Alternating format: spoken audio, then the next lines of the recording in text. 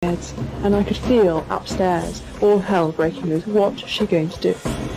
Diana decided this was the moment to make it clear to Camilla that the royal marriage wasn't big enough for both women. I was terrified of that, and I said, I know what's going on between you and Charles, and I just want you to know that.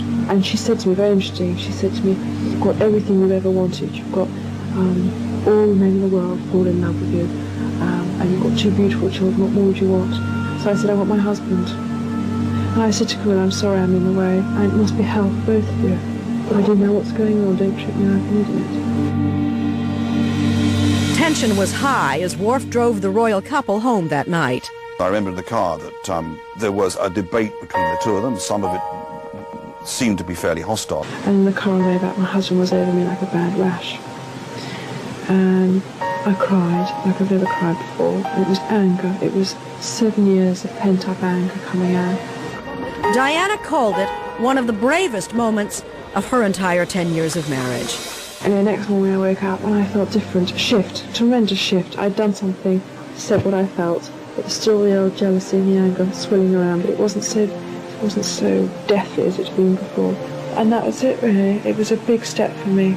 There was a different princess in the sense that she'd almost sort of triumphed over something that hitherto had been a huge problem for many, many years. And there was no doubt in my mind that this really signified the ending of a marriage. As the marriage spiraled downward, the palace tried to convince the public that the couple was still devoted, but the effort failed. A case in point, a trip to the Taj Mahal, a symbol of enduring love. Charles had visited when he was single and vowed then to return with the woman he loved.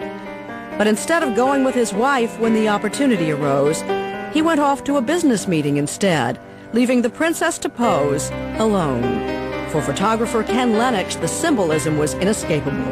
Here's Diana at one of the most romantic places in the world, sitting there alone. And it was a sad photograph, and we saw more and more of these photographs.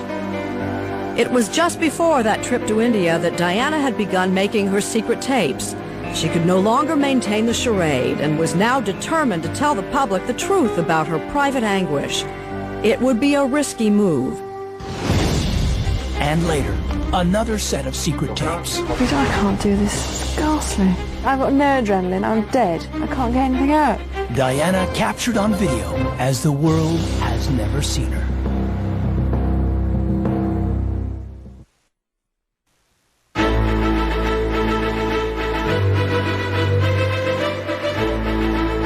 In 1991, for the first time, Diana began to take control of her life. She discovered new strength and self-confidence. I'm much happier now. I mean, I'm not blissful, but I'm much more content than I've ever been, because I've really gone down deep and scraped the bottom a couple of times and come up again. But Diana told her close friends she felt more trapped by her marriage than ever, and more alienated from the royal family. She was becoming angrier and angrier at what was going on within the situation. I think I'm going to cut a very different path from everyone else. I'm going to break away from this setup. That's when Diana decided to make her boldest move yet and reveal her secret misery to the world.